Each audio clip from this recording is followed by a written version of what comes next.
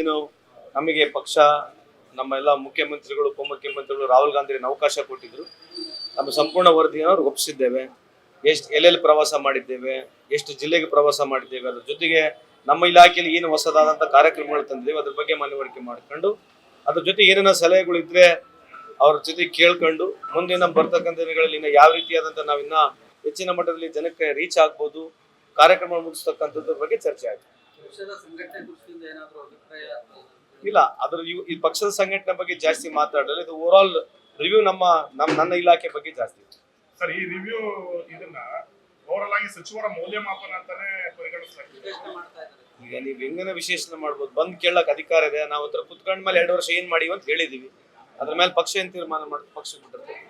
Sir, ಆಮೇಲೆ ಇದು ಸಿಗಂದೂರು ಇದಕ್ಕೆ ಸಿಎಂ ಅವರಿಗೆ ಆಹ್ವಾನ ಕೊಟ್ಟಿಲ್ಲ ಅಂತ ತಡವಾಗಿ ಕೊಟ್ಟರು ಅಂತ ಸಿಎಂ ಅವರು ದೂರಾಗಿದ್ದಾರೆ. ಅದಕ್ಕೆ ಬಿಜೆಪಿ ಅವರು ಕೂಡ ಬಹಳಷ್ಟು ಅಸಮಾಧಾನ ವ್ಯಕ್ತಪಡಿಸ್ತಾ ಇದ್ದಾರೆ.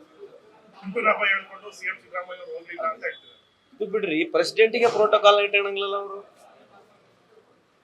ಪ್ರೆಸಿಡೆಂಟಿಗೆ ಪ್ರೋಟೋಕಾಲ್ ಇಟ್ಕೊಳ್ಳಂಗಿಲ್ಲ.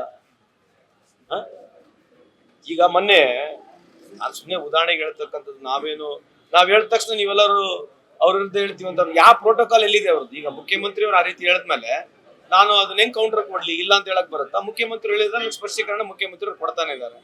ಬಿಜೆಪಿ ಅವರು ಇದಕ್ಕೂ ಈಗ ಏನಾಗಿದೆ ಅಂತಂದ್ರೆ ಎಲ್ಲದಕ್ಕೂ ಒಂದು ನ್ಯೂಸ್ ಮಾಡ್ಬೇಕು, ಮಾತಾಡ್ಬೇಕು. ಬೇರೆ ನ್ಯೂಸ್ ಏನಿದೆ ದೇಶದಲ್ಲಿ? ಹೆಂಗ್ ನ್ಯೂಸ್ ಹೆಂಗ್ ನಡಿಬೇಕು ಬಿಜೆಪಿ ಅವರಿಗೆ? ಇದೇ ನ್ಯೂಸ್ ನಡಿಬೇಕು.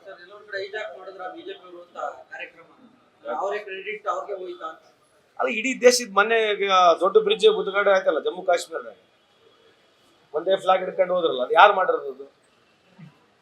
ಒಂದೇ ಸಿಂಗಲ್ ಸೋಲೋ ಫೋಟೋ ಶೂಟ್ ಇತ್ತಲ್ಲ, ಅಲ್ಲಿ ಯಾವ್ದು ರಾಜ್ಯದ ಮುಖ್ಯಮಂತ್ರಿ ಇಲ್ಲ ಏನ್ರಿ? ಇದೆಲ್ಲ ನೋಡ್ತಿರೋದು. ಇನ್ನೇನ್ ನೋಡ್ತಿದ್ವಿ ನಾವು? ಇಡೀ ದೇಶದಲ್ಲಿ ಏನ್ ನೋಡ್ತಾ ಇದೀವಿ?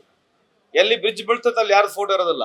ಈಗ ಬಿಹಾರ್ ನಲ್ಲಿ 15 ದಿವಸ ಇದೇ ಒಂದು ತಿಂಗಳಲ್ಲಿ 15 ಬ್ರಿಡ್ಜ್ಗಳು ಬಿದ್ದಿದಾವೆ. ಅಲ್ಲ, ಕೇರಳ ಬಿಟ್ಟು ಬಿಡ್ರಿ, ಬಿಹಾರ್ ನಲ್ಲಿ ಅಷ್ಟೇ 15 ಬ್ರಿಡ್ಜ್ ಬಿದ್ದಿದ್ದಾವೆ. 70 ವರ್ಷ ಕ್ಯಾ ಕಿಯಾ, 70 साल क्या किया ಅಂತ ಹೇಳ್ತಿದ್ರು. 10 साल में 15 ब्रिज गिर गए जी. अब क्या बात कर रहे हैं बताओ, आप बताओ. खाली एक ही 10 साल में आपके 15 ब्रिज गिर गया. मेरे 70 साल का जो भी ब्रिज था आज भी चल रहा है. टुक्कुम टुक्का हो भी फिर भी चल रहा है. आपका क्या चल रहा है? ಯಾರು ಮಾತಾಡ್ಬೇಕು ಇದ್ರ ಬಗ್ಗೆ? ಈಗ ಇವರೇ ಇದಾರೆ 30 ವರ್ಷದ ಅಧಿಕಾರ ಬಿಹಾರದಲ್ಲಿ. ಇವರೇ ಬ್ರಿಡ್ಜ್ ಕಟ್ಟಿರೋದು, ಇವರೇ ಉದ್ಘಾಟನೆ ಮಾಡಿರೋದು. ಅಲ್ಲಿ ಮಹಾರಾಷ್ಟ್ರದ ಛತ್ರಪತಿ ಶಿವಾಜಿ ಮಹಾರಾಜ್ ಸ್ಟ್ಯಾಚ್ಯೂ ಚಾಲು ಆಯ್ತು. ಛತ್ರಪತಿ ಶಿವಾಜಿ ಸ್ಟ್ಯಾಚ್ಯೂನೇ ಬಿದ್ದು ಬಿಡ್ತು. ಯಾರ ಕಾಲದಲ್ಲಿ ಕಟ್ಟಿರೋದು? ಇವ್ರ ಕಾಲದಲ್ಲಿ ಕಟ್ಟಿರೋದು. ದುಡ್ಡೆಷ್ಟು? 2,500 3,000 ಕೋಟಿ. ಮತ್ತೆ ಛತ್ರಪತಿ ಶಿವಾಜಿ ಮಹಾರಾಜ್ ಸ್ಟ್ಯಾಚ್ಯೂ ಇವ್ರ ಕಾಲದಲ್ಲೇ ಬಿದ್ದು ಬಿಡ್ತು. ಮತ್ತೆ ಇವೆಲ್ಲ ಯಾರು ಕೇಳ್ಬೇಕಾರೆ ಪ್ರಶ್ನೆ? ನಮ್ದೆಲ್ಲ ಒಂದ್ ಸ್ವಲ್ಪ ಬಾಡಿ ಬಿರುಕು ಬಿಟ್ಬಿಟ್ರೆ ಹಂಗ ದಡ್ಡ ದಡ್ಡ ದಡ್ಡ ಹಿಗ್ಗ ಮುಗ್ಗ ನ್ಯಾಷನಲ್ ಲೆವೆಲ್ ನ್ಯೂಸ್ ಆಗ್ತವೆ. ಈಗ 15 ಬ್ರಿಡ್ಜ್ ಬಿದ್ದಿದ್ದಾವೆ. ಗುಜರಾತ್ನಾಗ ಬ್ರಿಡ್ಜ್ ಬಿದ್ದಿದೆ. ಇದ್ರ ಬಗ್ಗೆ ಎಲ್ಲಿ ಚರ್ಚೆ ಆಗ್ಬೇಕು?